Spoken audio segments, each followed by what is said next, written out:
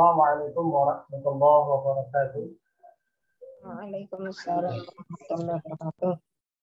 Alhamdulillah alladzi arsala rasulahu bil huda wa dinil haqq liyudhhirahu 'ala ad-din kullihi walau karihal kafirun. Allahumma shalli wa sallim wa barik ala Muhammad wa ala alihi wa ashabihi wa man tabi'ahum bi ihsan ila yaumil qiyamah. Rabbi sabri wa yassir li amri wahlul 'uqdatam min lisani yafqahu qawli. Allahumma shalli wa sallim wa barik ala Muhammad wa ala alihi wa ashabihi wa man tabi'ahum bi ihsan ila yaumil qiyamah.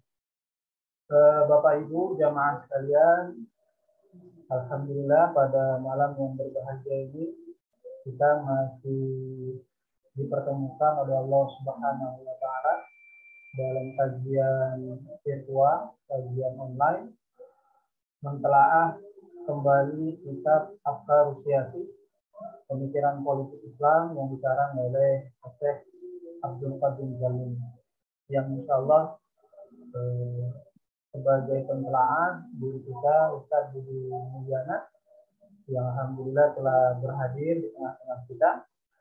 Alhamdulillah beliau sudah ada di tengah kita.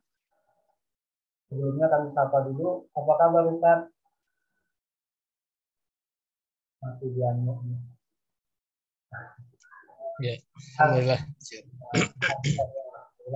Ya Bapak Ibu dimanapun berada, kami mendoakan kita tetap dalam keadaan sehat, dimudahkan segala urusannya, dan bisa tetap istiqomah mengikuti kajian ini maupun kajian bersama lainnya yang jelas menjadi bekal buat kita sebagai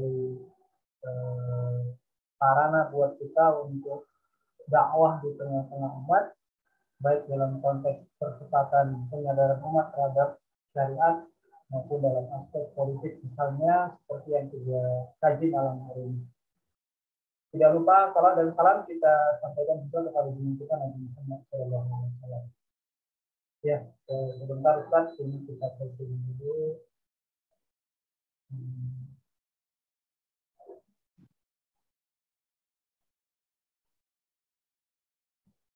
Ya, alhamdulillah sudah. Waktu dan kesempatan kami persilakan kepada Ustaz Budi Mulyana. Tafadhol Ustaz.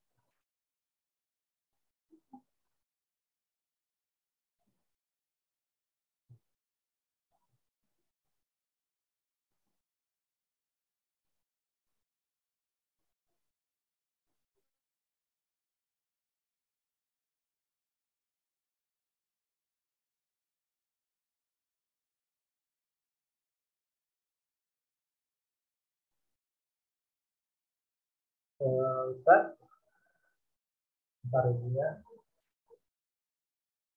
Sepertinya dia terpental.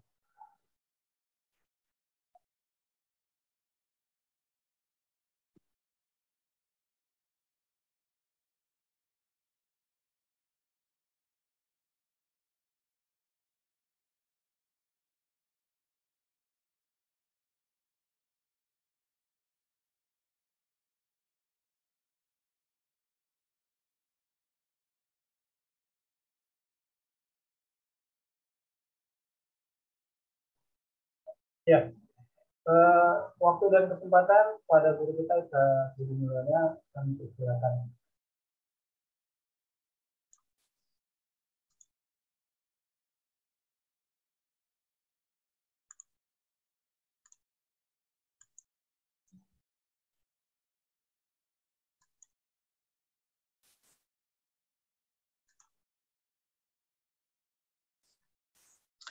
Bismillahirrahmanirrahim. Assalamualaikum warahmatullahi wabarakatuh. Alhamdulillahilladzi arsala rasulahu bil huda wa dinil haqq liyudhhirahu 'ala dini kullih wa kafa billahi syahida.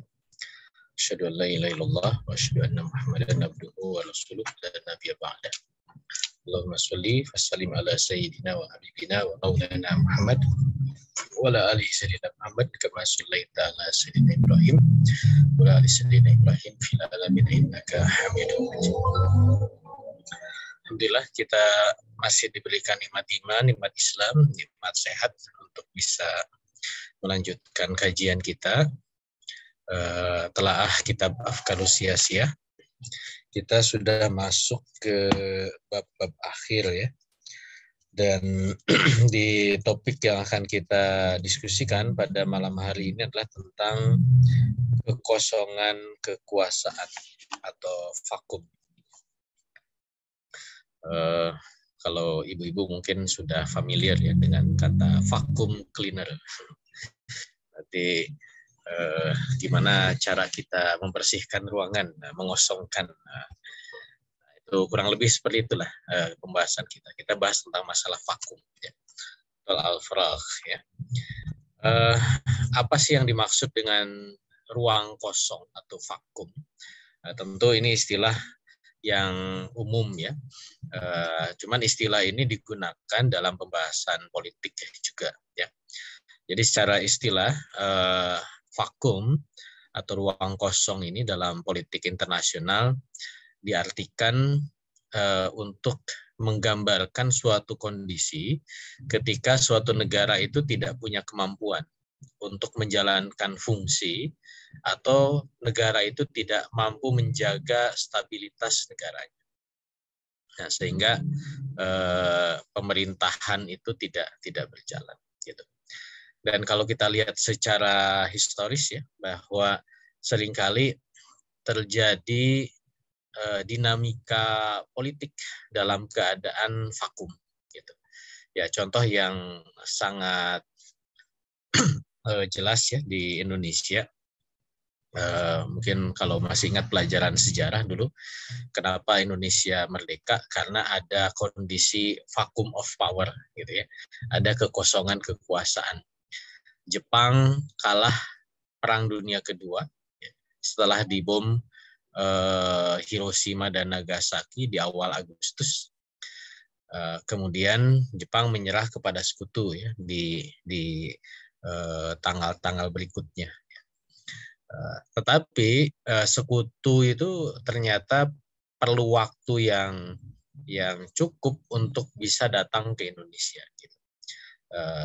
Sekutu itu baru datang di awal September. Gitu ya. Jadi dalam kurun waktu kurang lebih 2-3 minggu di Indonesia ini terjadi vacuum of power. Jepang sudah menyerah, penguasa barunya sekutu belum datang. Gitu. Maka disitulah terjadi pergolakan politik dan dimanfaatkan oleh para pejuang kita, founding father kita, untuk melakukan proklaim ya, menyatakan secara sepihak ya, kemerdekaan Indonesia 17 Agustus gitu ya. Nah, ini contoh yang paling nyata ya, bahwa memang kondisi vakum itu menjadi kondisi yang penting untuk difahami dan kenapa juga masuk ke pembahasan bab ini gitu. Karena nanti dibahas juga bahwa ada beberapa jenis kondisi vakum dan dalam situasi itu apa yang mungkin terjadi gitu, terkait dengan perubahan kekuasaan gitu ya. Nah, jadi itu vakum itu. Jadi ada 3 jenis vakum. Pertama adalah vakum politis, yang kedua vakum militer ya, dan yang ketiga vakum strategis gitu. Nah, kita coba lihat satu persatu. Yang dimaksud dengan vakum politis adalah ketika memang secara keseluruhan kondisi negara itu dalam kondisi yang tidak stabil dan tidak utuh gitu. Kapan kondisi ini terjadi? Ketika misalkan sebenarnya masih ada kepala negara atau mungkin perdana menteri ya atau parlemen gitu. Namun ada ketidakharmonisan antar pemegang kekuasaan ini gitu ya. Apalagi kalau dalam sistem demokrasi yang mereka membagi kekuasaan itu menjadi 3 pemegang kekuasaan kan. Kekuasaan membuat aturan legislatif, kekuasaan menjalankan aturan eksekutif, dan kekuasaan mengawasi aturannya yudikatif gitu.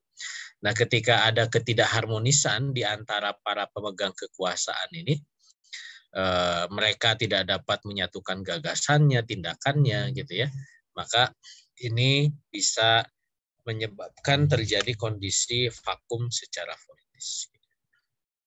Kenapa? Karena negara dan pemerintahan menjadi tidak utuh, gitu ya.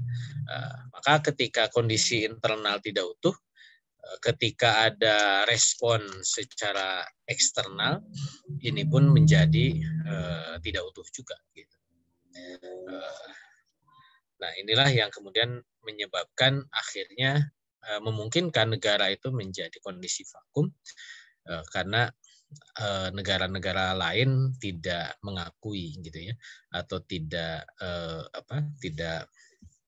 ya negara itu menjadi tidak eksis secara internasional gitu. Nah, ini vakum politis ya. Nah, ketika eksistensi negara secara internasional itu hilang, maka biasanya vakum politis ini akan diikuti dengan munculnya pemerintahan atau penguasa baru. Gitu. Banyaklah contoh ya, misalkan pada saat Arab Spring, kemudian ada mungkin kalau Arab Spring itu vakum strategis ya contohnya. Kalau vakum politis itu biasanya ada kudeta misalkan ya, kudeta terhadap pemerintahan. Yang kudeta itu mungkin lawan politiknya gitu ya, wakil presiden kepada presiden atau perdana menteri terhadap presiden gitu ya, dan akhirnya kemudian muncul dualisme kekuasaan gitu. Nah di sini yang kemudian ya tadi memberikan peluang munculnya pemerintahan atau penguasa yang baru. Seperti kalau di Indonesia itu dulu pada masa pergeseran dari Soekarno ke Soeharto ya. Secara politis Soekarno pasca G30 SPK itu kan menjadi lemah ya. Mungkin ini nanti akumulasi dengan vakum strategis sebenarnya. Tapi ketika dibuat apa yang disebut dengan Super Smart ya, surat perintah 11 Maret maka seolah-olah ada dualisme kekuasaan karena ada orang yang ditunjuk untuk menjadi pelaksana kekuasaan ya, Pak Soeharto saat itu. Dan akhirnya kemudian muncul kepercayaan masyarakat terhadap kekuasaan yang baru. Akhirnya ini melahirkan penguasa tandingan ya. Ini juga kurang lebih nanti kondisi yang sama ketika kalau kita lihat dalam dunia Islam itu ketika masa akhir kekhilafan Turki Utsmani ya. Ketika muncul dualisme kekuasaan yang ada di Istanbul dengan kekuasaan yang ada di Ankara gitu oleh gerakan Turki Muda. Kurang lebih sama seperti itu. Nah, jadi pemerintahan atau penguasa baru itu dia memanfaatkan kondisi. Nah, bahayanya vakum politis ini bisa dimanfaatkan baik oleh kekuatan independen dalam negeri ataupun kekuatan luar negeri. Atau juga bisa memunculkan kekuatan baru yang mendapatkan dukungan dari kekuatan luar. Gitu ya. Nah, ini dari sisi kondisi vakum politis. Nah, kalau kita lihat di beberapa negara ini ada pengukuran Fragile State Index Score ya. Atau di bahasa lain itu ada Failed State Index Score. Jadi pemeringkatan negara itu mana yang paling mungkin retak ya, fragile itu retak atau pecah gitu ya, atau bahkan failed ya, gagal gitu. Ini cukup update ya tahun 2021. Jadi kalau lihat dari warnanya memang stabil ya, yang warnanya biru muda itu stabil, very sustainable atau sustainable ya. Kemudian di bawahnya itu dia ya tergantung angkanya ya. Mulai dari warning, elevate warning sampai high warning. ke kuning dulu ya. Ke kuning dulu, very stabil, kemudian more stable dan stable. Itu yang kuning. Nah, yang merah muda berarti ini rendah lagi. Jadi memungkinkan harus diwaspadai. Bahkan yang warnanya merah tua itu dikasih kualifikasi red ya, waspada gitu. Nah, kalau kita lihat negara-negara yang paling tidak stabil itu yang warna merah ya. Umumnya negara-negara yang ada di Afrika ya.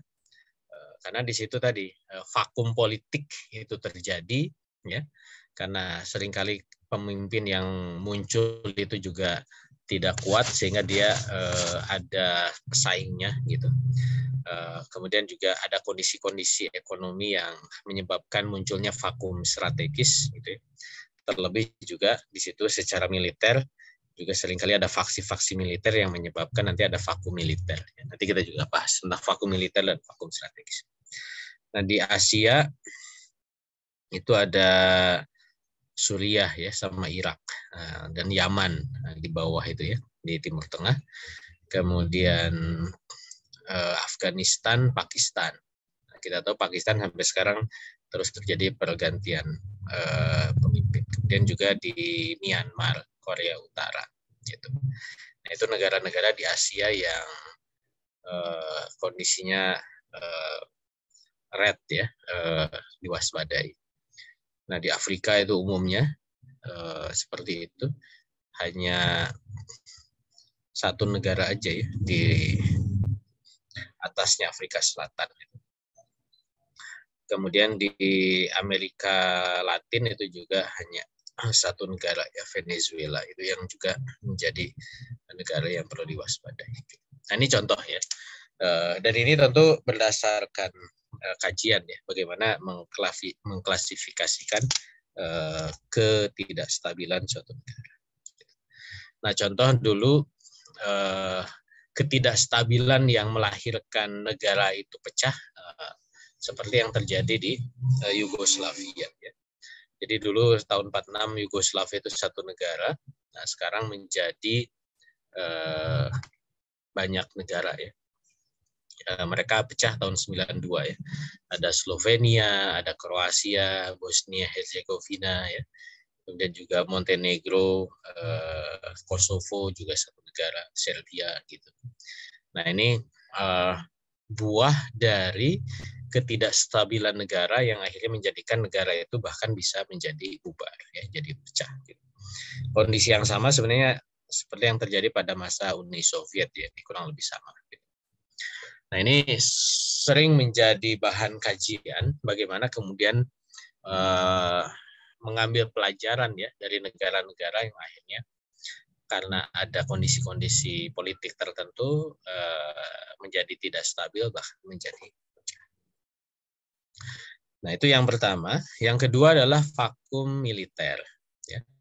Vakum militer itu adalah kondisi ketika kekuatan militer di suatu negara itu tidak cukup kuat untuk menjaga keamanan negara serta melindungi negara dari serangan luar.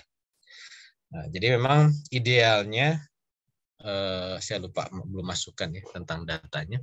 Idealnya prosentase militer terhadap jumlah penduduk itu 2%, ya, 2%. Jadi 1:50 gitu ya, itu idealnya. Gitu. Walaupun 1% cukup. Gitu. Tapi ada kondisi negara-negara yang jumlah militernya pun di bawah itu. Gitu. Nah, contoh Indonesia. Indonesia itu jumlah tentara kurang lebih 500.000. Ya. Kalau kita bandingkan 500.000 berbanding 250 juta, ya kan? Penduduk Indonesia kurang lebih, jadi berapa tuh? 250 juta dibagi 1/400 ya. 400.000, gitu. Berarti kan sangat tidak ideal, gitu ya. Kalau kita bagi 250 juta, 250.000 bagi 500 ya. 1:500. Gitu. Satu tentara menjaga 500. Gitu. Kan idealnya 1:50 gitu. Jadi 0,01 Indonesia itu. Belum lagi itu baru ke penduduk ya, belum lagi ke teritorial gitu. Indonesia ini kan negara kepulauan, archipelago state ya. Padahal dengan kondisi ini semestinya kan yang diperbanyak itu adalah angkatan laut ya, bukan angkatan darat. Tapi jumlah angkatan laut kita hanya 50.000. Gitu. 50.000 tentara angkatan laut. Angkatan darat itu 400.000. Jadi 50.000 laut, 50.000 darat, 400.000 darat. Gitu. Kasarnya begitu ya, hitungan kasar. Kurang lebih seperti itu postur kita. Artinya daya tadi ya, daya kekuatan militer untuk menjaga keamanan negara ya, itu sangat rentan, gitu. Sangat-sangat rentan kalau ada serangan itu ya sebenarnya mudah untuk bisa mengalahkan Indonesia. Belum lagi nanti kalau hitung-hitungan alutsista ya, alat utama sistem pertahanan persenjataan itu sangat rentan. Nah, cuman masalahnya kan sekarang dengan kondisi hegemoni kapitalisme global itu mereka memilih ya, penguasaan negara itu tidak melalui penguasaan militeristik gitu ya. Jadi karena effortnya terlalu besar, cost-nya besar gitu ya. Kalau menguasai negara dengan serangan militer. Beda seperti masa-masa klasik ya. Adanya invasi, penjajahan gitu militeristik. Nah, sekarang kan itu diubah metodenya. Sama sih menjajah, cuman dengan soft power. Nanti saya singgung sedikit tentang soft power ya, dengan kekuatan yang tidak melalui militeristik gitu. Nah, ini artinya bisa jadi mungkin secara militer tadi hitungannya lemah, tapi ya itu tidak menjadi alasan negara lain itu tidak menguasai, gitu. Tapi menguasainya tidak melalui cara-cara militer, gitu. Mungkin dengan cara-cara ekonomi ya, memberikan bantuan atau hutang sehingga negara itu kebergantungan kepada negara lain dan seterusnya dan seterusnya. Nah, vakum militer juga akan terjadi ketika kekuatan militer tidak cukup, maka dia tidak mampu mempertahankan diri dari pemberontakan dari dalam ataupun dari serangan dari luar, gitu ya. Nah, dengan begitu negara itu dia karena tidak cukup kekuatan militernya, dia tidak bisa menjaga stabilitas. Ya tadi sebabnya karena kurang perlengkapan, latihan, anggaran gitu ya. Nah, ini juga menjadikan vakum militer. Gitu. Makanya kita semestinya memahami bahwa kenapa anggaran belanja negara itu kayak Indonesia kan yang paling tinggi itu Kementerian Pertahanan. Semestinya ini dalam konteks memperkuat kekuatan militer. Nah, cuman masalahnya anggaran pun habis sebagian besar bukan untuk persenjataan, tapi untuk biaya pegawai, untuk menggaji, gitu ya. Seperti itu. Nah, dan sisi lain ketidakmampuan negara menjaga stabilitas itu bisa diakibatkan kalau tadi karena memang perlengkapan ya, karena kurang biaya, ini perlengkapan latihan anggaran itu sedikit. Yang kedua bisa jadi vakum itu terjadi karena memang ada disharmoni ya, hubungan antara para komandan dan staf angkatan bersenjata. Ada persaingan di internal militer. Dan di Indonesia ini pernah terjadi ya. Pada masa Orde Lama ya, mungkin masih ingat pemberontakan PLRI Permesta gitu ya. Ketika ada ketidakpuasan di internal militer terhadap antara Jawa dan non Jawa gitu. Makanya muncul pemberontakan yang dipimpin oleh kepala-kepala militer yang ada di luar Jawa ya. Mereka bergabung ya membuat pemerintahan revolusioner PRRI, pemerintahan revolusioner Republik Indonesia Permesta, ya, pemerintahan rakyat semesta gitu ya. Bahkan ya akhirnya terkombinasi dengan pemberontakan yang lain ya, dengan misalkan DITI misalkan ya, di Sulawesi itu kan ada Kahar Muzakar gitu ya, kemudian di Aceh ya Daud Bruh misalkan seperti itu. Nah ini akibat tadi hubungan antara para komandan di militer itu ada disharmoni ya, kan ada persaingan ya. Dulu misalkan persaingan antara alumni PETA ya, didikan Jepang dengan alumni KNIL gitu ya, didikan Belanda gitu ya. Nah, ini terjadi persaingan gitu. Atau misalkan di akhir Orde Lama bagaimana PKI itu dia bisa memanfaatkan menyusupi beberapa kesatuan militer ya. Di Jawa itu kalau daratnya itu di Penogoro ya. Kemudian mereka bisa menguasai angkatan udara di Halim gitu ya.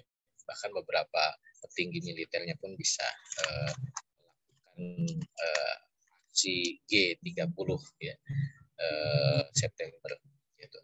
Menculik para jenderal gitu ya. Nah ini contoh ya bagaimana kemudian itu mengakibatkan terjadinya vakum militer. Nah bahayanya yang pertama, kalau perlengkapan latihan anggaran itu kurang gitu ya, itu bisa ya kalau dilihat dari negara lain, oh ini negaranya jadi lemah gitu ya, sehingga kekuatan asing itu bisa tergoda untuk melakukan penjajahan. Walaupun tadi ya saya sudah sampaikan model penjajahan militeristik ini sudah relatif tidak dilakukan, walaupun fenomena serangan Rusia terhadap Ukraina itu menarik gitu ya, karena ini menepis anggapan tadi ya bahwa penjajahan militeristik langsung itu tidak atau sudah tidak lazim. Nah, tapi faktanya Rusia dia ngitung ya Ukraina itu negara lemah, dan ketika Ukraina ini terlalu merapat ke NATO, ke Uni Eropa gitu, dan itu mengancam kepentingan Rusia di Laut Tengah gitu ya, maka tidak ada pilihan lain bagi Rusia untuk melakukan invasi terhadap Ukraina gitu ya.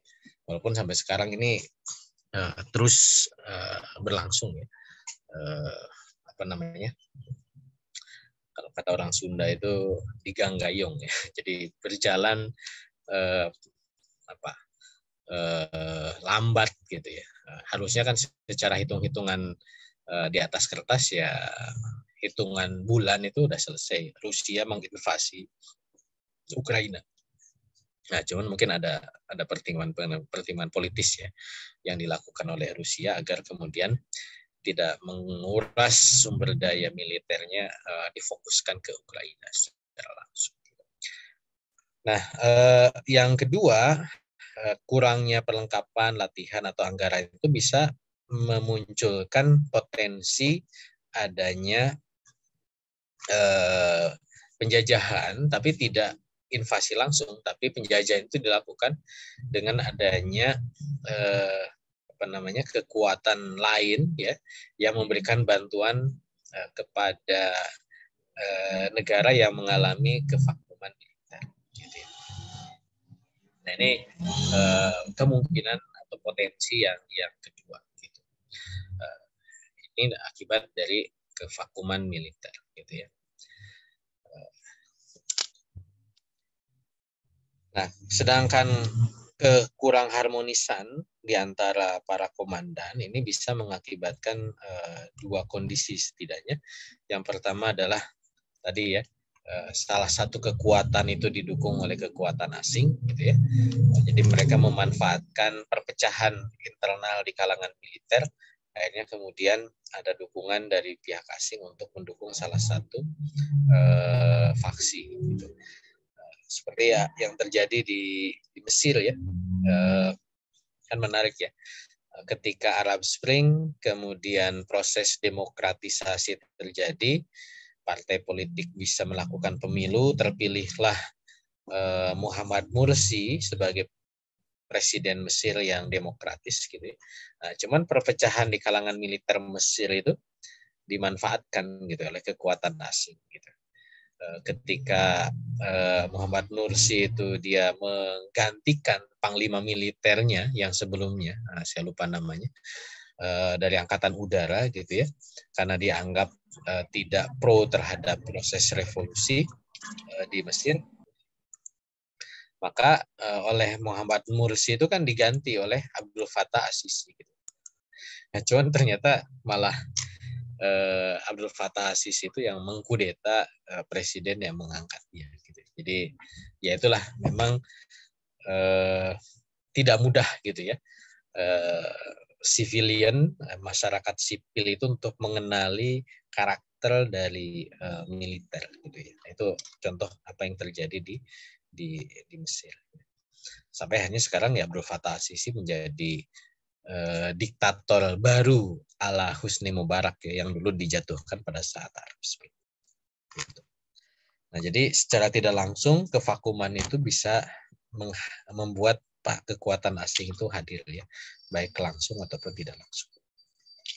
Nah, sekilas saya berikan gambaran bahwa kekuatan militer terkuat di dunia itu kan Amerika ya. Makanya kita bisa memahami bagaimana Amerika itu dia berusaha mempertahankan walaupun dia menggunakan cara-cara non militer, tapi dia juga tetap mempertahankan hegemoni militernya secara internasional. Misalkan dengan penempatan pasukan-pasukan militer Amerika di seluruh kawasan dunia dengan membentuk US Command-nya, ya, Komando Amerika Serikat, baik di Pasifik ya US PACOM, di Eropa US EUCOM, kemudian di Amerika Utaranya sendiri US NORTHCOM gitu ya, di Amerika Selatan US SOUTHCOM gitu ya, di Timur Tengah Afrika gitu ya ada US CENTCOM ya, Central Command gitu ya. Nah, ini menunjukkan bahwa memang hegemoni Amerika secara militeristik itu masih terus dipertahankan. Ya, termasuk juga membuat strategi-strategi militer yang terus berkembang, bahkan menempatkan tidak hanya komen tetapi juga basis-basis militer gitu ya. Ini data 2 tahun lalu 2020. Jadi kurang lebih Amerika itu mengontrol ada 800 basis militer gitu di luar Amerika.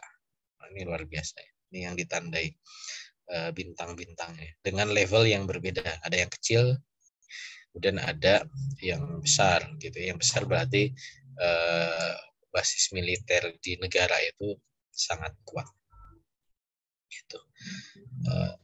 Ada yang bulat kecil itu hanya basis yang kecil gitu ya. Bahkan menempatkan kapal-kapal induk ya di seluruh antero dunia gitu. Nah, ini menunjukkan bahwa kondisi vakum militer di suatu negara, kalau tadi bicara ada potensi kekuatan asing masuk ya, yang pasti itu ya Amerika Serikat gitu.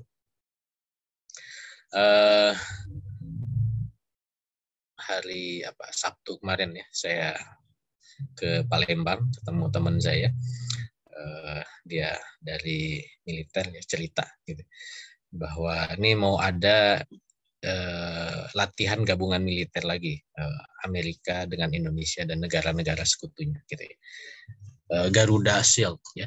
Garuda Shield itu udah sekian belas kali dilakukan gitu ya. Kemarin kan sempat heboh karena menjadi Garuda Shield yang tahun lalu ya, yang terbesar gitu pasukannya, ada 3.000. Nah, sekarang mau ngadain lagi. Saya nanya kan berapa, apa lebih besar nggak? Oh, ternyata jumlah pasukannya lebih sedikit ya. Karena basis latihannya itu di Batu Raja ya, di Sulawesi Selatan, Sumatera Selatan. Nah, makanya teman saya itu yang sibuk gitu ya, untuk menyiapkan sambutan kontingen, ya, cerita-cerita sedikit lah gitu. tentang hadirnya latihan. Nah, itu rutin gitu ya, untuk bisa melakukan latihan. Ya memang bicaranya sih latihan, cuman kan latihan militer itu tidak bisa hanya dilihat normatif ya, karena yaitu menjadi bagian dari tadi mempertahankan hegemoni militer Amerika di ya setidaknya di Indonesia gitu, seperti itu. Oke, nah ini pas suplemen aja ya. Nah ini jumlah tentara Amerika. Jadi semua yang berwarna merah itu berarti ada tentara Amerika, gitu ya. Termasuk juga di Indonesia. Cuma nanti masalah jumlah. Jadi hanya 46 negara yang tanpa ada kehadiran militer Amerika. Ada 156 negara yang di situ tuh ada tentara. Yang 63 negara itu ada basis militer Amerika di 63 negara. Ini gambaran bagaimana Amerika itu memang melakukan hegemoni militer. Nah, ini perjanjian militernya antara Amerika dengan negara lain. Yang merah itu basis militer. Kalau basis pasti dia ada perjanjian.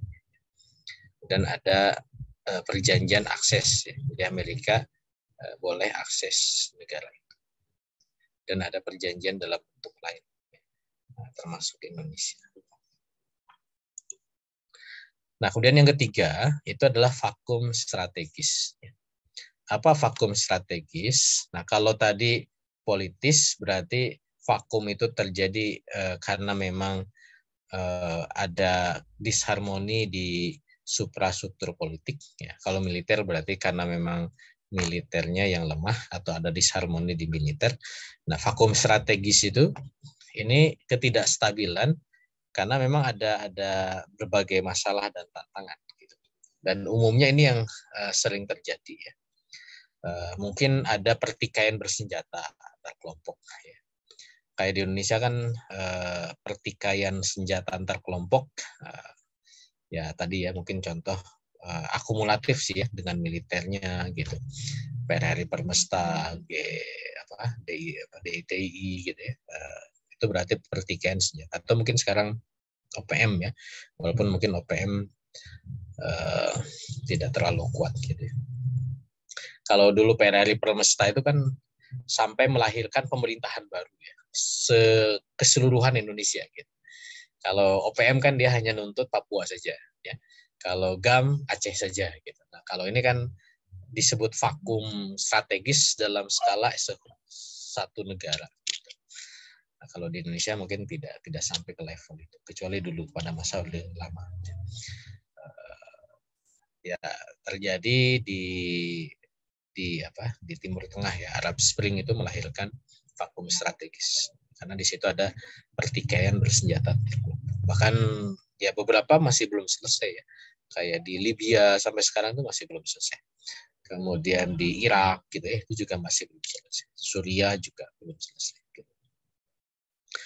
Nah, bisa juga vakum strategis itu terjadi karena ada aktivitas yang mengancam keamanan negara.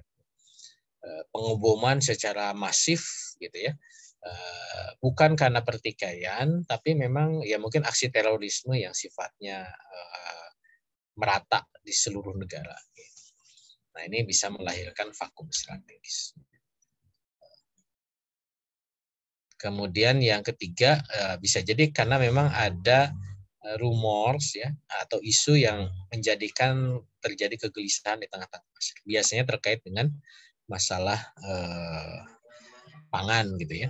Nah ini yang contoh yang paling hangat itu ya Arab Spring. Gitu ya. Atau kalau di Indonesia reformasi ya, tahun 98. Ini kan bisa dikategorikan vakum strategis. Ada demo, kemudian di situ ada krisis moneter gitu ya, berbarengan dengan krisis politik, pemerintahan yang terpilih pasca pemilu tahun 97, mungkin masih ingat ya, pemilunya 97, kemudian dibentuk kabinet. Dulu zaman Orde Baru itu kan biasanya ritual kabinet itu tanggal 1 sampai 11 Maret gitu ya. Akhirnya kemudian terpilihlah kabinet baru, bahkan itu tidak memuaskan. Akhirnya kemudian terjadilah pergolakan ya di bulan Mei, tuntutan untuk mundur. Ini melahirkan vakum strategis karena sebelum mundur itu kan presidennya ya itu kan ada penarikan dukungan ya dari beberapa menteri yang sudah diangkat, mereka pun mundur bersama-sama gitu. Akhirnya kemudian kehilangan legitimasinya ya Presiden Soeharto saat itu, hanya dia mundur. Nah ini contoh vakum strategis. Nah kadang bisa juga ada rekayasa pihak luar ya, untuk mengganggu stabilitas negara. Kalau dalam konteks 98 itu bisa jadi karena krisis moneter itu kan. Nah, pertanyaannya kan krisis moneter ini kenapa terjadi gitu kan? Oh ternyata ada permainan valuta asing ya. Mungkin dulu masih ingat siapa, George Soros gitu ya, yang dia memainkan ketika jatuh tempo bayar utang dengan dolar, dolarnya jadi langka, akhirnya kemudian mengakibatkan ketidakstabilan moneter. Makanya disebutnya krisis moneter ya. Karena yang krisis itu bukan ekonomi real, tapi ekonomi non real ya, moneter gitu. Moneter itu kan berbicara tentang ekonomi makro, ekonomi non real. Gitu. Masyarakat nggak paham kenapa harga-harga naik. Gitu. Karena kan kalau hukum pasar harga naik itu sedikit teori ekonomi ya. Karena harga itu kan dipengaruhi oleh dua kan, supply and demand ya, permintaan dan penawaran gitu. Sedangkan di Indonesia kan ya mungkin permintaan nggak meningkat drastis atau kelangkaan tidak tiba-tiba terjadi, tapi kenapa kok harga naik gitu? Oh, ternyata karena ada persoalan di ekonomi makronya gitu, bukan akibat mekanisme pasar gitu ya. Makanya disebutnya krisis moneter. Gitu. Ini flashback ya, reformasi 98 berapa tahun lalu ya? Udah 30 tahun.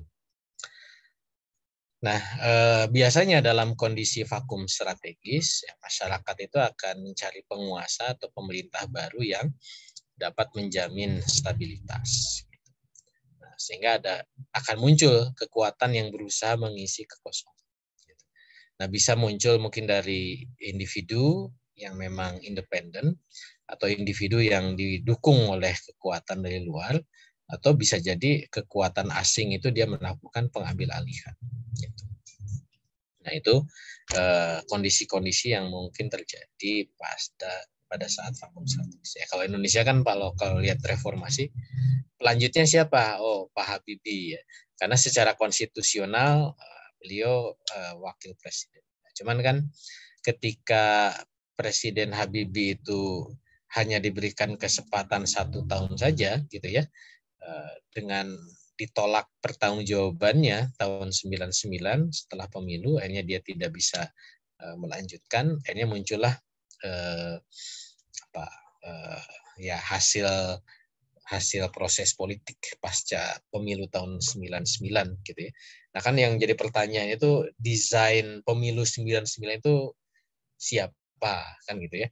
Kok jadi multi partai tanpa seleksi gitu, sehingga akhirnya muncullah kekuatan-kekuatan politik baru yang memanfaatkan situasi itu gitu ya. Nah, mungkin masih ingat kekuatan, kan harusnya kalau masyarakat itu marah ke Orde Baru gitu ya, Golkar, PDI, P3 gitu ya, Orde Lama itu, Orde Baru itu kan, muncullah partai-partai reformis. Cuman pertanyaannya kok partai-partai reformis itu juga kalah gitu ya pada saat pemilu gitu. Yang menang kan PDIP pada saat itu gitu ya. Dia berhasil mentransformasi Pak PDI-nya gitu ya. Sehingga menjadi partai wong cilik dan menjadi penguasa baru kan. Bahkan sampai sekarang kan dia masih tetap bertahan. Nah, itu ada setting politik yang terjadi pada saat kondisi vakum gitu ya. Maka disinilah kalau kembali ke pembahasan kita sebelumnya ya, kecerdasan politik ya, kemudian pemahaman tentang lingkungan politik itu menjadi penting bagi seorang muslim gitu. Karena dalam kondisi vakum ini kan kondisi genting gitu ya. Kita harus punya kemampuan berpikir cepat ya. Kalau Syekh Taqiyuddin itu menyebutnya syuratul badihah ya, kecepatan dalam berpikir. Dalam situasi vakum ini apa yang mungkin terjadi, makanya kenapa dibahas ya di bab ini, di kitab ini. Kenapa sih vakum ini dibahas? Karena ini kondisi-kondisi yang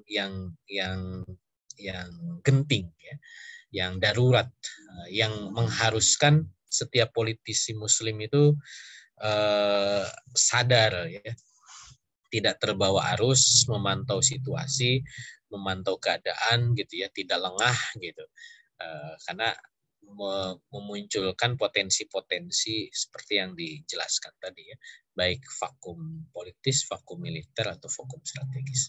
Inilah kekuatan Islam ya, harusnya bisa juga bermain gitu ya, untuk bisa hadir menjadi jawaban terhadap situasi vakum tersebut. Nah, tadi sekilas ya bahwa sekarang ini tidak bersifat militeristik penguasaan negara. Jadi muncullah konsepnya itu soft power ya. Ini konsep yang dikenalkan oleh Joseph Nye, ini seorang pemikir politik ya, think tank Amerika. Joseph Nye ini dia menyampaikan bahwa power is the ability to affect others. Jadi kekuatan itu adalah kemampuan untuk mempengaruhi pihak lain kan gitu. Dan pengaruhi pihak lain itu untuk apa? To get the outcomes you want. Jadi untuk bisa mendapatkan tujuan-tujuan yang kita inginkan, yang kamu inginkan. And that can be done by coercion, payment, or attraction. Jadi untuk bisa meraih tujuan itu bisa dengan coercion, nah itu yang disebut dengan hard power ya, dengan kekerasan, atau bisa juga dengan payment, dengan utang gitu ya. Jadi dengan kita punya uang, kita bisa pengaruhi orang gitu ya, atau dengan attraction ya, dengan tindakan-tindakan lain gitu ya, sesuatu yang memang bisa mempengaruhi kekuatan. Nah, ini yang kemudian mulai digunakan oleh Amerika Serikat ya. Ya walaupun Amerika itu tidak pindah dari hard politik ke soft politik atau hard power ke soft power, tidak. Tapi Amerika dia melakukan diversifikasi ya, perluasan cara gitu. Jadi bukan bergeser tapi dia nambah. Militernya memang sampai sekarang nomor 1 kan, paling tinggi. Tapi dia tidak merasa cukup mempengaruhi negara lain dengan kekuatan militer, tapi juga dengan kekuatan soft power. Apa aja sih yang biasanya digunakan dalam soft power? Nah, pertama perdagangan, kemudian dengan governance ya. Nah, governance ini dengan membuat semacam rule ideal ala internasional gitu ya. Misalkan dengan HAM gitu ya, dengan tadi ranking kejahatan, keamanan pangan, dengan undang-undang, dengan diplomasi gitu ya, dengan saan. Itu yang juga digunakan. Kemudian dengan hubungan internasional ya, diplomatik, organisasi internasional, resolusi konflik gitu ya. Bahkan sampai isu-isu lingkungan itu juga digunakan untuk soft power gitu. Makanya kehadiran organisasi internasional juga harus difahami, tidak sekedar wah bagus nih Indonesia ikut PBB. PBB itu apa sih? Harus dipelajari. Termasuk tentang diplomatik ya, kehadiran seseorang ke suatu negara gitu ya, utusan-utusan negara itu juga harus difahami, tidak hanya sekedar kunjungan gitu ya, ramah tamah gitu. Karena namanya diplomat itu dia adalah utusan politik negara gitu. Termasuk juga culture ya, budaya termasuk heritage gitu. Ini juga menjadi soft power gitu. Isu Candi Borobudur kalau di Indonesia. Kita mungkin melihat ini sekedar perlindungan cagar budaya gitu. Tapi ketika didorong adanya perlindungan itu base-nya apa, dasarnya apa? Oh, ternyata dasarnya menjaga plurality, keberagaman, atau mendorong eksistensi minoritas, gitu, perlindungan terhadap minoritas. Nah, padahal kan harus ada batasan gitu ya. Oke, kita hormati minoritas, tapi batasan-batasannya itu apa gitu. Nah, jangan sampai dengan alasan culture, dengan alasan heritage, ini itu bisa menjadi syiar gitu ya terhadap pihak mayoritas gitu. Apalagi kalau misalkan culture-nya itu culture barat. Kalau kayak Inggris diakibarkan bendera pelangi gitu ya, LGBT di kedutaan dengan alasan ini adalah keberagaman, budaya keragaman yang harus dihormati. Padahal itu ada propaganda LGBT gitu. Yang tentu dalam konteks Indonesia semestinya ini berseberangan gitu. Ini contoh ya. Termasuk juga yang ramai kan film ya, film kartun. Mungkin anak-anak seneng nama judul filmnya tuh. Kok lupa ya. Toy Story ya. Tentang cerita Toy Story itu kan ada beberapa sequel. Kemudian dibikin expand-nya ya si siapa? Yang astronot itu. Ternyata di film itu digambarkan bahwa dia pelaku LGBT kan gitu. Dan Disney nggak mau dilakukan pembatasan usia untuk menonton, tetap dia ingin ini semua umur dan tidak boleh dilakukan sensor gitu ya. Nah ini kan jadi film itu punya kekuatan, ya punya power gitu ya untuk memasukkan nilai-nilai Barat ke suatu negara. Jadi sekarang tuh sudah seperti itu gitu ya, penggunaan soft power.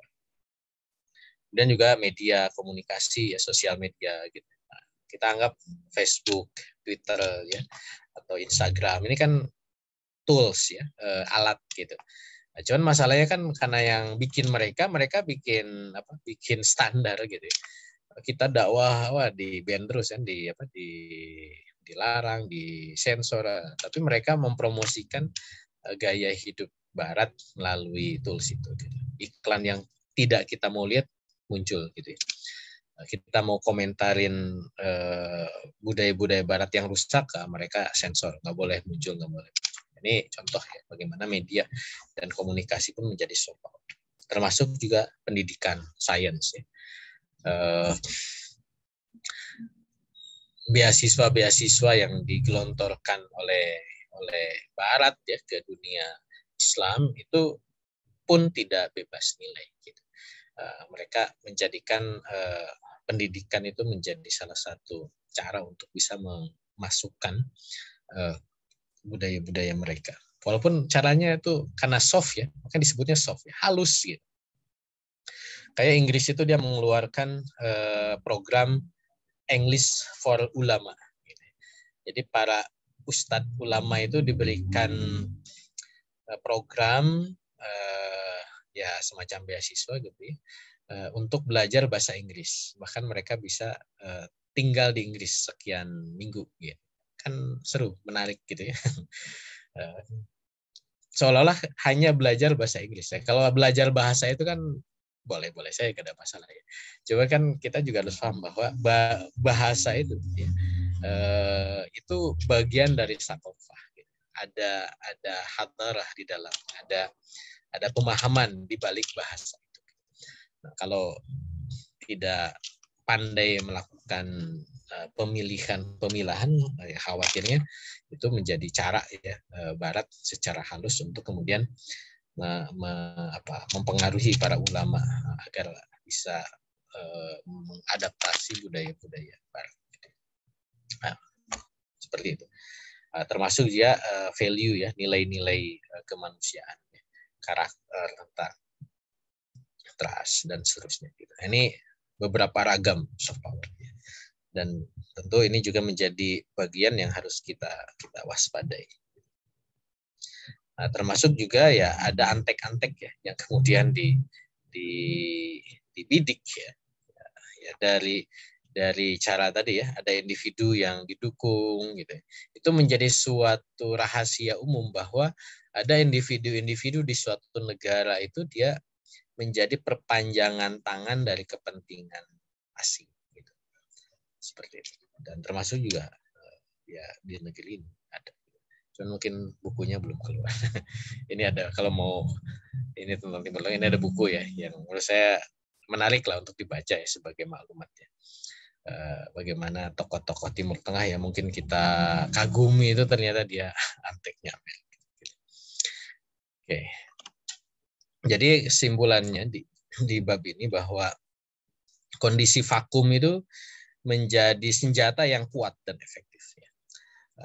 Jadi ini yang penting untuk dicermati oleh kita ketika terjadi kondisi vakum. Ya. Jadi harus waspada, harus aware ya, harus memberikan perhatian penuh dalam kondisi vakum.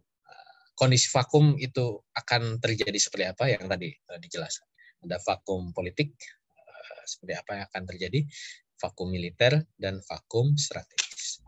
Nah, makanya ketika terjadi kondisi vakum, disinilah seringkali juga negara-negara adidaya itu ya vakum itu bisa direkayasa atau mereka memanfaatkan situasi vakum. Karena negara-negara adidaya juga mengerti betul bahwa untuk bisa menguasai suatu negara ya diciptakan caranya itu dengan kondisi vakum di negara itu.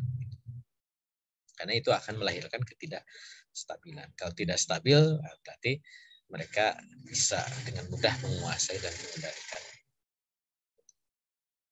Ini kalau kita lihat gambaran ya, dulu proses penjajahan itu ya kurang lebih seperti itu. Negara-negara Barat melakukan kolonialisme ke berbagai negara itu ya dengan berbagai cara, dan mereka memanfaatkan situasi-situasi tadi. 5 tambah. Bahkan di antara mereka itu bisa saling bersaing. Ini contoh di masa Perang Dingin. Jadi di yang merah titik biru, yang biru titik merah itu terjadi persaingan antara kekuatan komunis dengan kekuatan kapitalis, ya, menciptakan ketidakstabilan sehingga kemudian mereka bisa masuk gitu ya untuk menguasai negara tersebut. Bahkan bisa menciptakan konflik di negara ketiga. Ini situasi Perang Dingin dulu ya. Nah, ini yang kita kenal sebagai proxy war. Ya. Mungkin pernah dengar istilah proxy itu kan negara boneka ya. Perang boneka. Jadi yang perang itu bonekanya, padahal yang menciptakan perang itu adalah negara induk. Gitu. Kayak perang Korea Utara, Korea Selatan gitu ya. Kan yang berperang itu Korea. Tapi ya Korea Utara itu karena membawa ide komunisme ya, di Soviet, Korea Selatan kapitalisme. Perang Vietnam, Vietnam Utara, Vietnam Selatan. Yang berperang itu Vietnam, tapi mereka adalah proksi. Termasuk Jerman Barat, Jerman Timur gitu ya, atau di Kuba gitu ya, itu juga sama. Jadi negara-negara adidaya itu ya dia menghadapi lawannya itu tidak melulu dengan langsung ya, tapi bisa menggunakan pihak ketiga.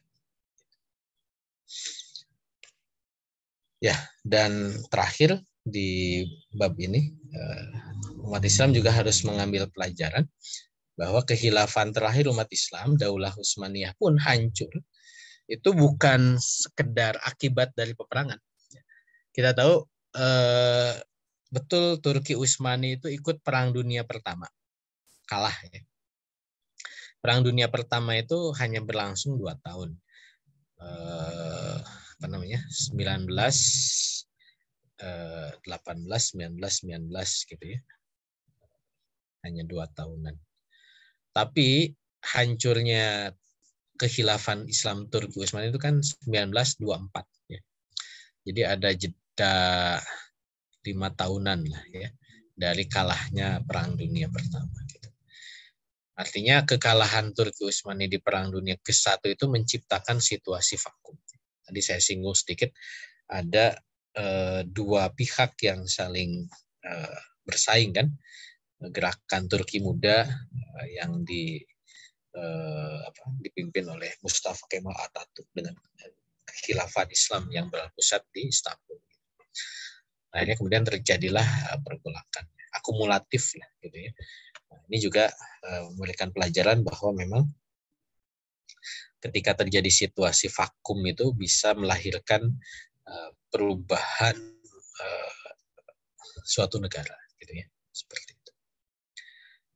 Nah, ini sekedar gambaran Turki Utsmani pada saat pasca Perang Dunia Pertama ya. Jadi memang wilayahnya dikuasai oleh negara-negara pemenang perangnya. Inggris, Prancis ya pada saat itu. Gitu. Bahkan ya di sekeliling Turki itu ya pasca Perang Dunia ke-1 itu sudah hilang ya pengaruhnya Turki Utsmani itu. Gitu. Karena memang sudah dikuasai oleh negara-negara. Baik, saya pikir ini sebagai pembahasan kita di malam hari ini tentang vakum ya. Ini sedikit ya pembahasannya, cuman menarik kalau menurut saya. Karena ini menjadi sesuatu yang membuat kita, ya kalau kemarin-kemarin kita bahas seolah-olah teori ya, kesadaran politik, lingkungan politik, aktivitas politik, itu implementasinya di mana sih? Nah, salah satu yang penting untuk menjadi perhatian kita itu adalah dalam situasi vakum seperti ini. Karena disinilah tadi aware ya, kesadaran kita, perhatian kita untuk bisa mengimplementasikan kesadaran politik ini menjadi urgent ya, pada saat situasi vakum. Walau alam kalau ada yang didiskusi. Ya, alhamdulillah. Nah, Masya Allah, luar biasa. Untuk malam hari ini kita mendengarkan dan telah sama-sama menyaksikan pemaparan dari Ustaz Budi Windana berkaitan dengan bab vakum atau kekosongan. Tadi ada pembagian vakum politik, vakum militer, dan vakum strategi. Tapi bukan vakum kuliner saja. Vakum kuliner. Ya, Bapak Ibu, jika ada yang ingin bertanya terkait dengan hal yang baru saja tadi disampaikan atau yang dipaparkan oleh guru kita, Ustaz Budi Windana, berkaitan dengan bab vakum ini, ya, karena memang di sini peran kita sangat penting ketika memang ada kekosongan atau yang barusan saja tadi disampaikan oleh Ustaz, ada implementasi yang kita kaji itu nanti ketika ada kekosongan ya, yang terjadi di vakum politik ataukah vakum militer atau yang vakum strategi. Ya, tadi ada yang, ya, saya mau konfirmasi dulu Bapak Ibu, ada yang ingin bertanya? Kalau memang ingin bertanya bisa nanti dengan chat melalui kolom chat atau raise hand langsung, bisa bertanya langsung melalui, ya, alhamdulillah ini sudah ada dari Atin Umu Aisyah. Ya, kepada Ibu Atin Umu Aisyah, silakan Ibu. Ya, Bismillahirrahmanirrahim. Assalamualaikum warahmatullahi wabarakatuh. Ya Ustadz, jazakallah khairan ya atas penjelasan Ustadz ya, Masya Allah. Yang ingin saya inikan saya yang masih mengganjar di hati saya itu Ustadz ya. Ini pembahasan vakum ini kayaknya lebih kepada kita mengantisipasi ya Ustadz ya, kalau daulah itu tegak ya. Tapi kalau dalam hal untuk mendapatkan kekuasaan saat ini gitu loh, itu kita kan Islam itu kan nggak ada ya tuntunan dalam Islam itu memanfaatkan kevakuman ini gitu loh, nggak ada thoriqoh untuk kita bisa menegakkan daulah gitu Ustadz. Ya bukankah seperti itu Ustadz? Jadi untuk thoriqohnya nggak ada itu memanfaatkan vakum ini gitu, tapi lebih pada antisipasinya, bukan begitu Ustadz? Itu saja. Ya, mungkin coba saya sederhanakan pertanyaan Ibu. Ini mungkin sistemnya Ibu ya, mungkin dalam sistem demokrasi atau dalam sistem pemerintahan Islam yang sudah berjalan. Mungkin ada mekanisme yang berbeda. Ustadz gimana nih Ustadz kalau ternyata di dalam sistem demokrasi sekarang itu kita memanfaatkan kevakuman politiknya atau kevakuman strategisnya, atau bagaimana juga nanti dalam sistem pemerintahan Islam jika ada kevakuman kekuasaan atau khilafahnya mungkin ada mangkat, mungkin khalifahnya ditangkap, ditawan atau semacamnya. Ya. Vakum ini menjelaskan tentang situasi. Jadi bukan kalau tadi bicara tentang thoriqoh untuk meraih kekuasaan gitu ya. Ya tentu kalau yang dicontohkan oleh Rasulullah SAW itu adalah dengan aktivitas thalabun nusrah gitu ya. Cuman kan pertanyaannya, aktivitas thalabun nusrah itu terjadi dalam kondisi apa kan itu ya? Apakah bisa aktivitas itu terjadi dalam kondisi vakum? Secara teoritis bisa gitu ya, bisa saja.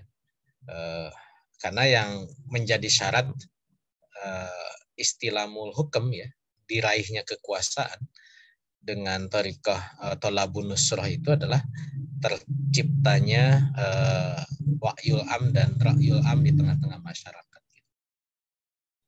Karena kalau misalkan tidak tercipta ra'yul am dan wa'yul am di tengah-tengah masyarakat, ketika nusrah diberikan ya, dan nusrah itu mungkin diberikan kalau tadi pakai vakum militer misalkan ya, ada perbedaan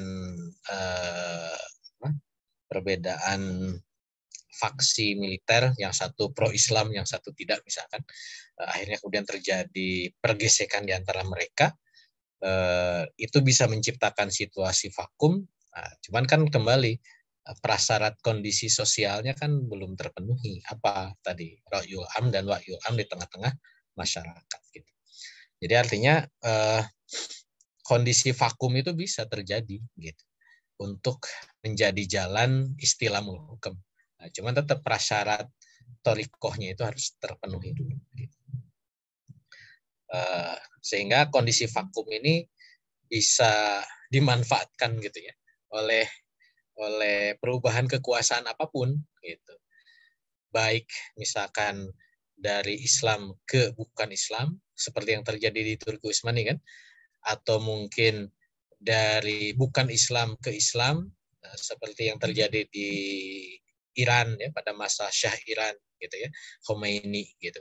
Atau mungkin juga pergantian sekedar penguasa saja, sistemnya tetap sama pada masa reformasi misalkan, atau pada masa Orde Lama ke Orde Baru gitu. Jadi itu bisa terjadi dengan memanfaatkan situasi vakum gitu. Dia tidak melihat sistem apa yang diterapkan gitu ya. Ini hanya menjelaskan bahwa kondisi vakum ini bisa menjadi potensi terjadinya perubahan kekuasaan. Baik kekuasaan itu didorong oleh umat ataupun tadi inisiatif individu atau ada pihak asing yang memanfaatkan situasi vakum untuk menguasai suatu negara. itu semuanya mungkin gitu. Jadi vakum ini berlaku dalam situasi manapun. Jadi bukan sekedar antisipasi kalau daulahnya ada sehingga nggak boleh vakum. Ya bisa saja ketika daulah itu ada terjadi kondisi vakum seperti peralihan dari Khulafaur Rasyidin menjadi Bani Umayyah gitu ya, atau dari Bani Umayyah menjadi Abbasiyah gitu ya, atau ketika terjadi jeda ketika Abbasiyah itu diinvasi oleh Mongol, itu kan menciptakan situasi-situasi vakum kan gitu ya. Tinggal kan ya pada saat masa kekhilafahan vakum itu diisi lagi oleh para khalifah gitu, walaupun tadi ada pergeseran penguasanya gitu ya, dari Umayyah ke Abbasiyah, atau dari ya kalau waktu Mongol dari Abbasiyah ya Abbasiyah lagi kan gitu ya. Nah, tapi terjadi situasi vakum dulu gitu karena memang kekuatan militernya kan menjadi hilang kan, karena dihancurkan oleh Mongol gitu. Jadi tidak selalu ini menjadi antisipasi ketika daulah tegak, tapi ini bisa terjadi dalam situasi apapun. Gitu. Itu pandangan saya, Bu Atin ya. Wallahu a'lam. Ya, alhamdulillah. Ya, Allah khairan Ustaz. Ya.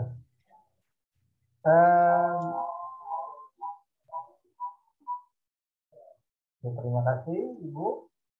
Ada lagi ini dari ini yang masih raise hand ya. Ibu Ani Safitriani. Ya, betul Ibu? Ya, baik. Bismillahirrahmanirrahim. Assalamualaikum. Gimana, Ustaz? Assalamualaikum warahmatullahi wabarakatuh. Silakan. Ya. Izin bertanya ya. Ini sebenarnya menarik gitu ya terkait dengan materi terkait dengan vakum ini. Sebenarnya kalau misalnya kita melihat dalam sejarah kekhilafahan Islam yang terakhir, ini kan kekhilafahan juga pernah mengalami 3 kombinasi kevakuman ini gitu ya, dari mulai kevakuman politik, kemudian militer, dan juga strategis ini yang akhirnya nanti puncaknya itu kan Perang Dunia Pertama, dan akhirnya bubar gitu ya kekhilafahan itu. Ini sebenarnya kevakuman ini sudah banyak sekali disadari gitu bahwa kekhilafahan Khilafah Utsmaniyah ini sudah banyak sekali mengalami kelemahan gitu secara militeristik dan sebagainya, terutama dalam arena politik internasional gitu.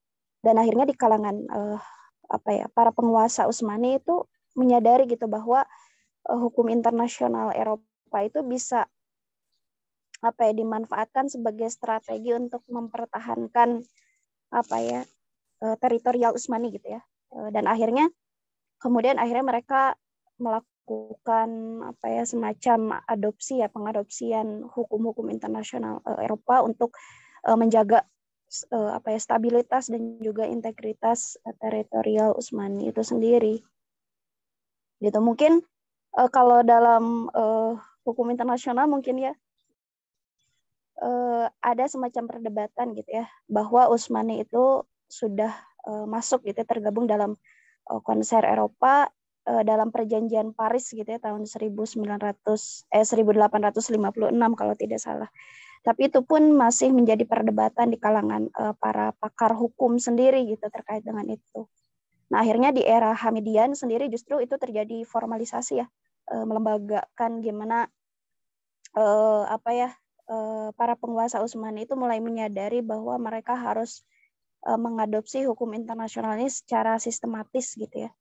Akhirnya terjadi pelembagaan, mulai didirikan kantor penasehat hukum luar negeri gitu ya. Dan pas menjelang Perang Dunia Pertama itu mulai terjadi penurunan kepercayaan gitu Utsmani terhadap hukum internasional Eropa gitu ya. Bahwa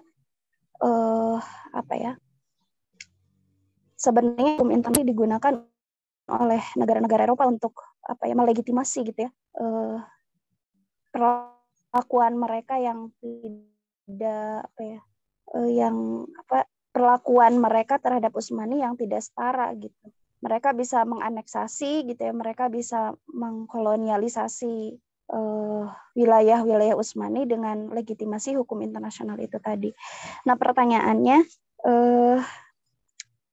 itu ya terkait dengan perdebatan apakah benar gitu ya Utsmani itu tergabung dalam konser Eropa, dan karenanya mereka mengadopsi gitu ya hukum internasional Eropa untuk mempertahankan ya teritorial atau wilayah Utsmani itu tadi. Kemudian implikasi lebih jauhnya lagi itu seperti apa ketika Utsmani itu sudah mengadopsi hukum internasional Eropa gitu untuk mempertahankan stabilitas politiknya mungkin ya. Mungkin seperti itu, Ustaz. Syukron. Ya. Baik, jadi memang kalau kita mempelajari sejarah ya, terutama pada masa keruntuhan Turki Utsmani, memang ini situasinya sangat kompleks ya.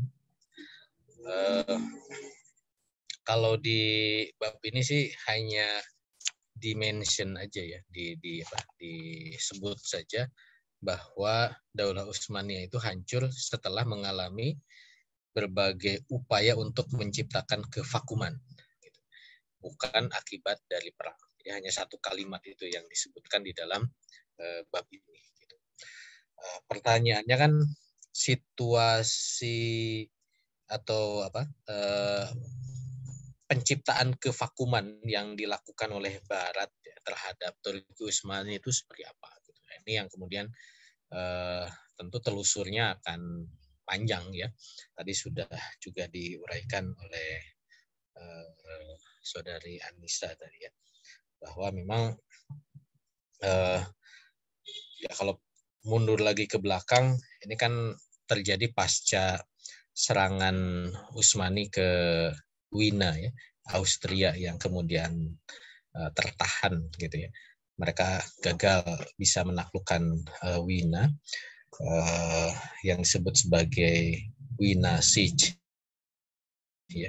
Jadi pertahanan atau pengepungan Wina gitu. Cuman masalahnya walaupun Turki Utsmani itu batal melanjutkan penyerangan itu, tapi ini menimbulkan kesadaran politik bangsa-bangsa Eropa gitu. Yang tadi disebut akhirnya melahirkan Concert of Europe ya, atau kadang di terjemahan nggak enak juga ya, konser Eropa gitu. Concert of Europe yang melahirkan perjanjian Paris ya, jadi kesepakatan untuk mencari strategi baru menghadapi ancaman dari Turki Utsmani atau Ottoman gitu. Nah, kesadaran inilah yang walaupun ini juga menjadi perdebatan karena kan Eropa ini tidak sepenuhnya satu ya. Di situ ada Inggris, ada Prancis, itu ada Rusia gitu. Dan masing-masing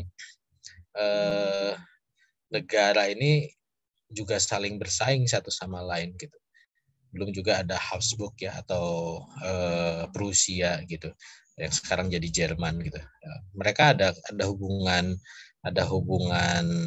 keleluhuran gitu ya. Tapi dinamika politik di dalam dan juga di antara mereka juga ya seringkali bertabrakan gitu ya. Contoh misalkan Rusia ya. Rusia itu kan akhirnya menarik diri dari keterlibatan di Concert of Europe ya, bahkan sampai sekarang itu pasca memang terjadi revolusi Bolshevik ya, berbarengan dengan Perang Dunia Pertama. Padahal Rusia dengan Turki Utsmani itu menjadi rival politik yang sangat klasik gitu. Peperangan Rusia dan Turki Utsmani itu kan luar biasa ya, terus terjadi, termasuk juga peristiwa Armenia itu juga buah dari itu, termasuk juga sisa-sisa sekarang ya, Ukraina itu juga dari sana. Cuman ketika ada pergeseran kekuasaan politik di Rusia yang awalnya kekaisaran ya menjadi negara komunis, ini mengubah konstelasi pola hubungan antara Rusia dengan Turki Utsmani saat itu, termasuk juga Rusia dengan negara Eropa lainnya gitu. Termasuk juga persaingan antara Inggris dan Prancis gitu. Secara tipikal kan mereka itu karakter yang khas yang masing-masing berbeda gitu. Inggris dengan sempalan Kristennya ya, Anglikan gitu ya. Kemudian Prancis ya dan Jerman itu masih setia kepada Romawi suci. Ini juga menjadi perbedaan yang khas nanti tipikal permainan antara mereka dengan Turki Utsmani. Makanya kenapa di Perang Dunia ke-1 itu kan Jerman sebenarnya perangnya itu antara Prancis, Inggris melawan Jerman gitu. Turki Utsmani itu menjadi sasaran bidikan utama Inggris gitu untuk terlibat gitu. Jadi tidak sebenarnya Perang Dunia I itu tidak membidik melawan Jermannya, tapi menghancurkan Turki Utsmaninya gitu. Ini bisa kita paham kalau kita telusur adanya 3 perjanjian pasca Perang Dunia Pertama ya, mulai dari perjanjian Sèvres ya, kemudian perjanjian Versailles dulu ya, Versailles, kemudian Sèvres, dan yang terakhir perjanjian Lausanne gitu. Yang paling fatal itu kan di perjanjian Lausanne itu yang memang langsung membidik tidak boleh lagi ada negara dalam bentuk kekhilafahan. Termasuk juga menyerahkan wilayah-wilayah Turki yang bukan nation-nya Turki, gitu ya. Karena mereka juga terus melanjutkan paham nasionalisme yang sudah disepakati oleh negara-negara Eropa pada saat perjanjian Westphalia. Gitu. Ya, kerangka ini harus kita pahami secara utuh gitu ya, untuk bisa memetakan bagaimana sikap Eropa itu terhadap Turki, lebih jauh terhadap dunia Islam gitu. Makanya hadirnya international law ya, hukum internasional itu juga tidak terlepas dari kerangka tadi gitu. Bahwa yang disebut hukum internasional itu ya awalnya hukum Eropa gitu. Kenapa muncul mereka sebut sebagai hukum internasional itu untuk menyatukan perbedaan-perbedaan di antara mereka untuk menghadapi hukum lain di luar hukum yang mereka sebut sebagai internasional, ya hukum Islam gitu ya. Sehingga akhirnya kemudian tadi betul Turki yang dalam situasi decline ya, menurun. Di sisi lain dia dikeroyok habis-habisan gitu ya, maka mulai perlahan adaptif ya, menyesuaikan dengan rancangan-rancangan yang sistematis yang dilakukan oleh negara-negara gitu. Mulai dari peranata hukumnya, kebolehan untuk memberikan keleluasan, kalau tadi bahasannya itu soft power ya, soft power ala lamanya gitu ya, bukan ala Amerika gitu ya. Itu sudah dilakukan gitu ya oleh negara-negara Eropa untuk bisa melemahkan Turki Utsmani gitu. Makanya termasuk juga memanfaatkan pertikaian politik gitu ya di internal Turki Utsmani, termasuk ya pertikaian antar petinggi militer di Utsmani gitu. Munculnya triumvirat Turki Utsmani ya, militer-militer yang akhirnya mengambil alih secara real kekuatan khalifah pada masa Perang Dunia ke-1 ya, setelah Khalifah Abdul Hamid II jatuh gitu. Itu kan menunjukkan itulah buah dari keberhasilan Barat itu untuk masuk ke faksi-faksi militer Turki, karena itu akibat dari ketika awal Turki itu berpikir untuk memodernisasi militernya, itu mendidik para perwiranya ke Prancis, ke Inggris gitu. Akhirnya buahnya itu bukan dapat ilmu gitu ya, tapi mereka menjadi antek gitu ya dari kepentingan-kepentingan Barat gitu. Dan skenario rancangan ini bukan sesuatu yang bisa dibaca dengan mudah. Kita kan bisa menelusuri ini setelah sejarahnya berlalu gitu ya. Oh ternyata ini kesini, ini anteknya ini diijon oleh negara ini dan seterusnya. Setelah itu berlalu. Tapi ketika situasi itu sedang terjadi gitu ya, ya kan sering pertanyaan kita, kenapa sih kok khalifah nggak aware misalkan, atau para ulama Turki nggak aware? Ya nggak mudah, gitu. Nggak mudah. Sama seperti kalau kita mencermati konstelasi politik di Indonesia saat ini kan, ya kan nggak mudah kita itu menuduh dengan gampang gitu.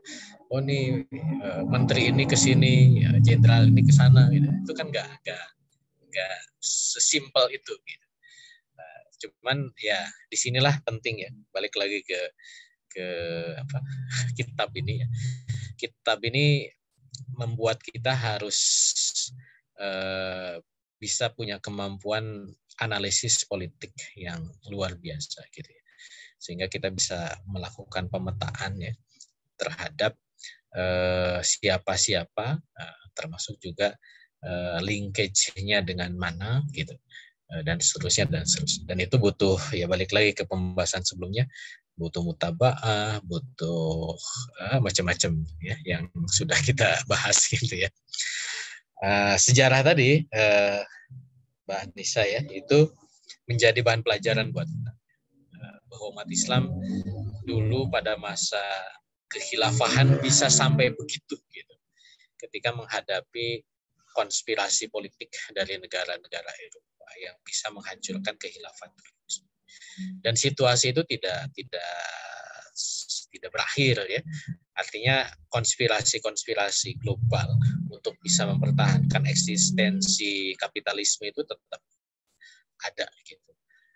Termasuk juga untuk membendung munculnya lagi kekuatan Islam. Maka disinilah kembali saya mengajak bagaimana kita meningkatkan kafaah kita ya, kemampuan kita di dalam analisis politik ini. Makanya kitab ini menurut saya sangat penting dan bagus untuk jadikan guidance ya, agar kita memiliki kecerdasan politik ya, seperti yang dicontohkan oleh generasi para sahabat dan juga generasi-generasi setelah. Wallahu a'lam.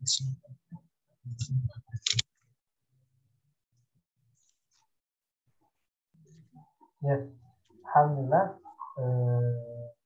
Demikian ya Mbak Anissa, penjelasan dari Syarifudana terkait dengan pertanyaan maupun dari tanggapan yang Mbak Anissa tanyakan tadi. Ya, alhamdulillah ini sudah masuk pukul 21:30 di jam saya. Ini kita sudahi saja, Ustaz. Ya. Ya cuma ya, ada minggu depan.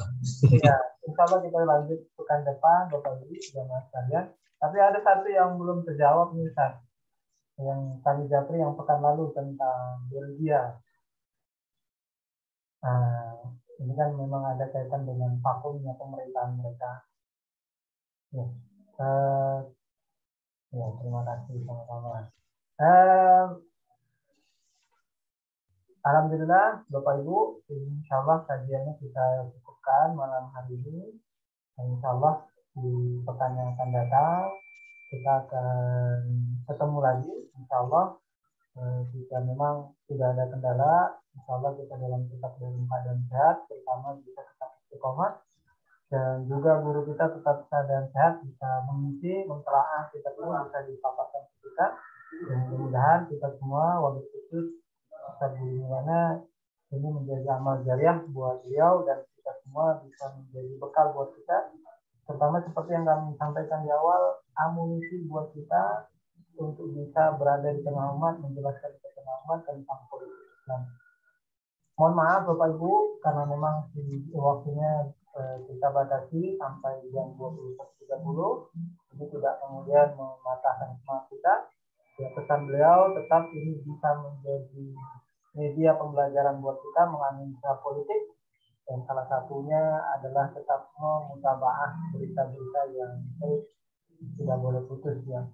Terima kasih sekali lagi kami ucapkan kepada Bapak Ibu yang telah bergabung pada malam hari ini, dan kepada Ustaz Bunana juga begitu. Dan insya Allah kita akan ketemu di pekan mendatang. Kita tutup kajian ini dengan bacaan alhamdulillah, alhamdulillahirabbil alamin.